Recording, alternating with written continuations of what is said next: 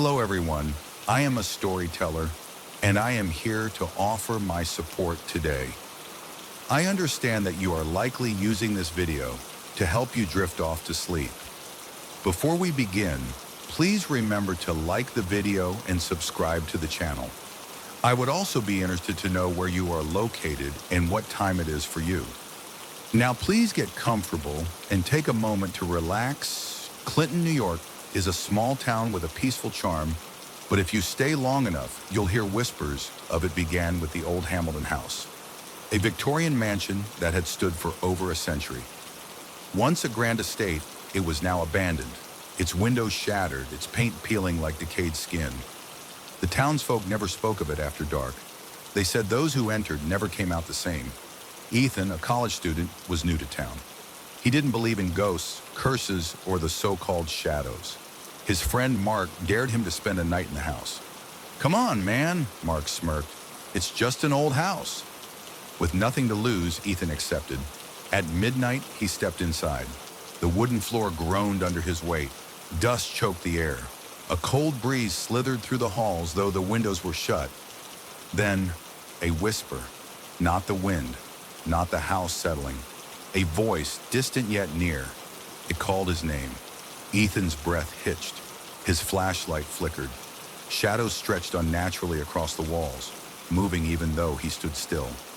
Then he saw it. A shape, a figure emerging from the darkness.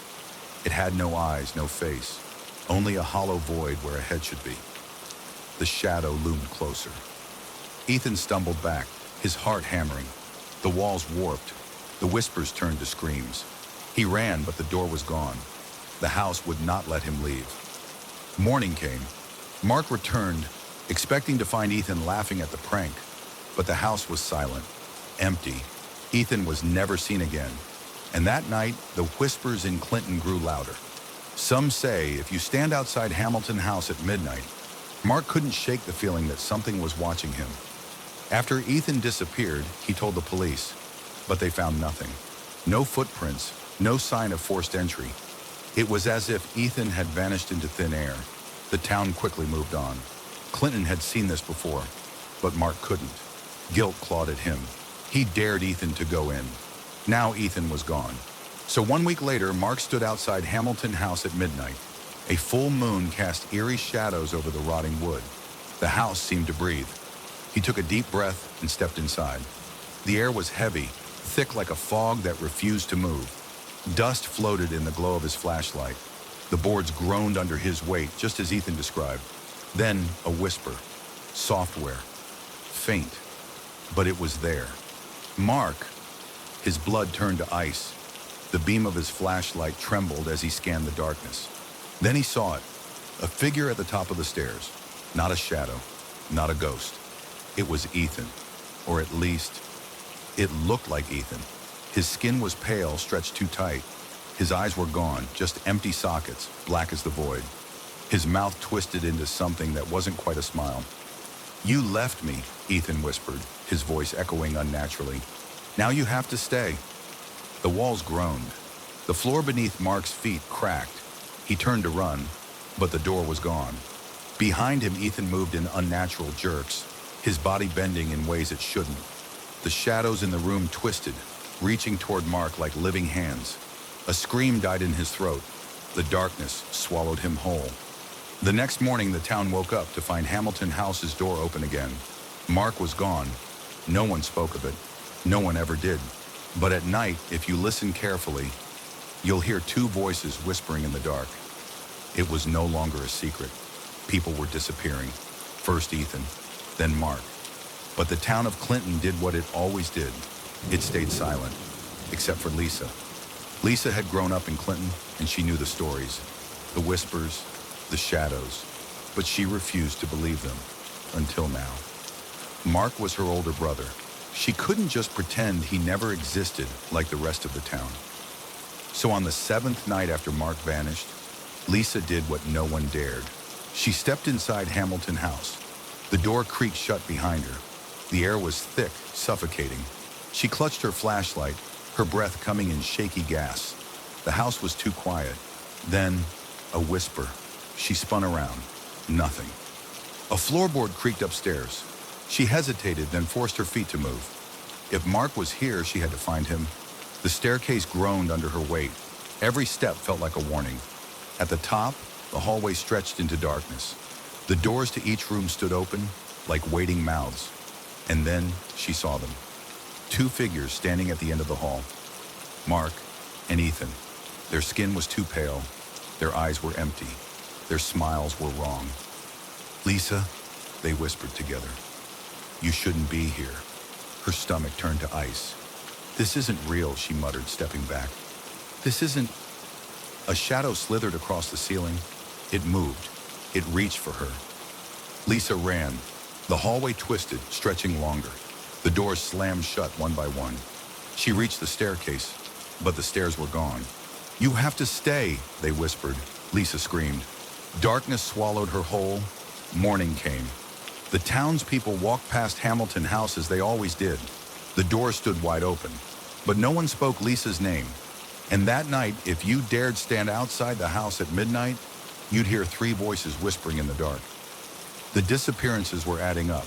First Ethan, then Mark, then Lisa. And still, the town stayed silent.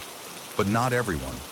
Detective Henry Calloway had been stationed in Clinton for 5 years, and he had seen too many missing persons cases go cold. The townspeople acted like they had never existed. No investigations, no searches, just whispers. That changed tonight. With his flashlight in one hand and a revolver in the other, Calloway stepped through the broken doorway of Hamilton House. The air shifted. The wood beneath his boots felt softer than it should, the air thicker. His radio crackled. "Psst. Henry!" He froze. No one knew he was here. He had turned his radio off. Then from the darkness of the hallway, a voice. "You shouldn't have come." Calloway's grip tightened on his gun. "Mark? Lisa?" No response. The darkness in the house moved. Then he saw them. Three figures stood at the end of the hall. Ethan, Mark, Lisa. They weren't human anymore. Their skin was stretched too tight, their fingers longer than they should be. Their eyes were gone, only black voids remained. They spoke in unison. "You can't stop this." Calloway raised his gun, but the shadows moved. The darkness rushed toward him, swallowing the light. His feet left the ground. He fired. Bang! But the bullet was swallowed by the void. The whispers became screams. The last thing Calloway saw was the faces of the missing, twisting, then silence. The next morning, the people of Clinton found Hamilton House's door open. Detective Henry Calloway was never seen again. But if you stood outside the house at midnight, you'd hear four voices whispering in the dark. Clinton, New York, had learned to forget. First Ethan, then Mark, then Lisa. Now Detective Calloway. But not everyone could forget. Father Michael had been the town's priest for over 30 years.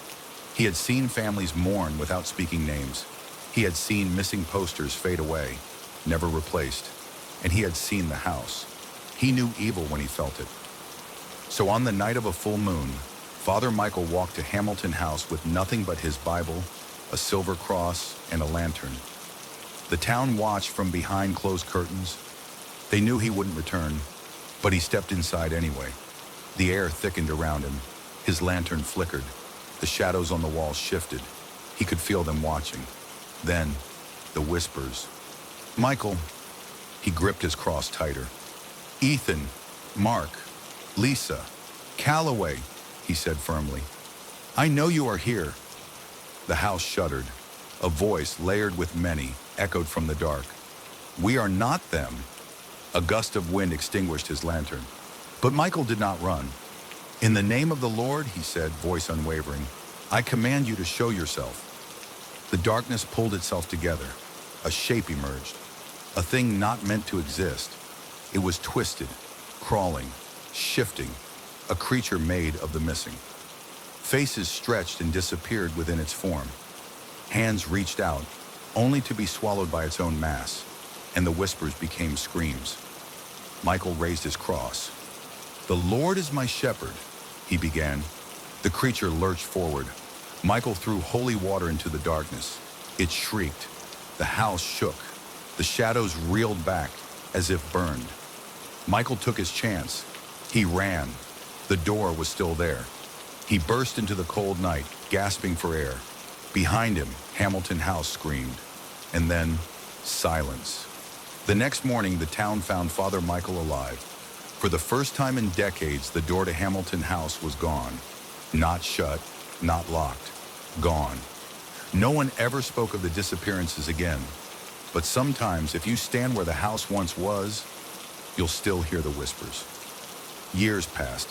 Hamilton House was gone. Not burned, not demolished, just gone. The lot where it once stood remained empty. Nothing would grow there. No birds flew overhead. No animals strayed too close. Even in winter, snow refused to settle on the soil. And still, the town did not speak of it. Until the digging started. In the summer of 2025, a construction crew arrived in Clinton. A wealthy developer had bought the land. His plan? A new apartment complex? The townspeople warned him. They begged him to leave the ground untouched. He laughed. "There is no such thing as ghosts," he said. And so the digging began. The first accident happened on the third day. A worker named Tom fell into the trench they were digging. His co-workers swore the ground opened up beneath him. When they pulled him out, he was still breathing, but his eyes were solid black. He never spoke again, just sat in the hospital whispering to himself. Then on the fifth day, the machines stopped working. Every single one. Engines refused to start. Batteries drained in seconds. That night, the foreman saw something move in the dirt, something watching. He left town before sunrise. On the seventh day, the last worker on site heard a whisper. Not the wind, not the trees, something beneath him. When he turned, he saw a doorway, a single wooden door, half buried in the dirt. It hadn't been there before. And then it opened. By morning, the construction site was abandoned. The developer never returned. The land was fenced off, left to rot. No one dared step foot there again. But now, when the wind blows through Clinton at night, you can hear the whispers coming from beneath the ground. The town of Clinton tried to ignore it. The empty lot, the buried doorway, the whispers that came when the wind was just right. But ignoring something does not make it go away. And on the first night of October, the door opened again. Jacob Reynolds was a drifter. He had no home, no family, and no fear. When he stumbled into Clinton, he heard the stories. A haunted lot? He scoffed at the bartender. "You people scare too easy." "Leave it alone," the bartender warned. "People who go near that place don't come back." Jacob laughed. Maybe they just didn't have the guts. That night, Jacob climbed the fence. He wanted to see the door for himself, and he did. It stood in the middle of the lot, half buried in the dirt, its wood rotting but strong. The air felt wrong. Then, a whisper. Jacob froze. The voice came from the other side of the door. "Help me!" His pulse quickened. He crouched down, placing his ear against the wood. The voice was soft, desperate. "Who's there?" he whispered. Silence. Then, knocking. 3 slow knocks from the other side. Jacob swallowed hard. His breath came in quick gasps. His fingers hovered over the handle. Then, without thinking, he pulled the door open. The ground collapsed beneath him. He tumbled into darkness. The air grew heavy, suffocating. Something moved below. Many things. Then he saw them. The missing. Ethan, Mark, Lisa, Calloway. Their bodies twisted, their faces stretched in unnatural ways. Their mouths opened, but no screams came, only whispers. They reached for him. Jacob turned to run, but the door was gone. His own voice joined the whispers. The next morning, the fence around the lot was broken. The door? Gone. No one ever saw Jacob Reynolds again. But that night, when the wind blew through Clinton, a new voice whispered with the rest. The town of Clinton had learned to forget. First Ethan, then Mark, then Lisa, then Detective Calloway, then Jacob Reynolds. But the land never forgot. And on Halloween night, the door returned. Emily Carter was just passing through. She had never heard of Clinton's whispers, never seen the empty lot. She only stopped for gas, looking for a place to rest before continuing her trip. That's when she saw it, a door standing alone in the middle of a barren lot. No walls, no frame. Just a door. And it was open. A cold wind rushed past her. She heard something inside. A whisper. "Help me!" Emily took a step closer. "Please!" Her breath hitched. She pulled out her phone, shining its flashlight inside. The light was swallowed by darkness. Then, the knocking. 3 slow knocks from behind her. Her stomach dropped. The door was in front of her. The knock had come from behind. She turned, heart pounding. No one was there. But the town of Clinton was watching. From windows, from porches, from behind locked doors. No one stepped outside. No one called out. Because they knew. Emily had already been claimed. She turned back to the door. And as if pulled by invisible hands, she stepped inside. The next morning, her car was still at the gas station. The door? Gone. No sign of Emily. Just the wind blowing through the lot, carrying whispers through the streets of Clinton. And now, if you listen closely, you'll hear 6 voices in the dark.